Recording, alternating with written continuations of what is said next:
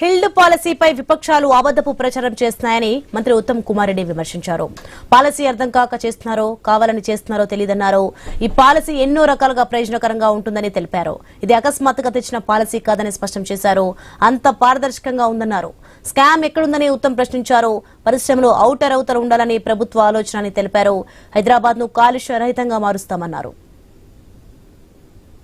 ఈ industrial policy మీద BRS party వాళ్ళు బీజేపీ వాళ్ళు కూడా పూర్తిగా ఒక అసత్య ప్రచారం చేస్తున్నారు. అసలు పాలసీ అర్థం కాక చేస్తున్నారా, ఏదో బురద జల్లాలి బదనాం చేయాలనే ఉద్దేశం చేస్తున్నారా?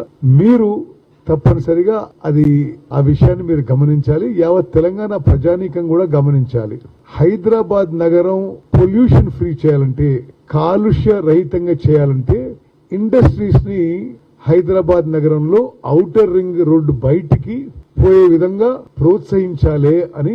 ఇది ఇప్పటి పాలసీ కాదు, ఇప్పుడు ఆకస్మికంగా సడన్ గా తీసుకున్న నిర్ణయం కాదు. దాంట్లో కుంభకోణానికి ఆస్కారం ఎక్కడుంది? Where is the possibility of a scam?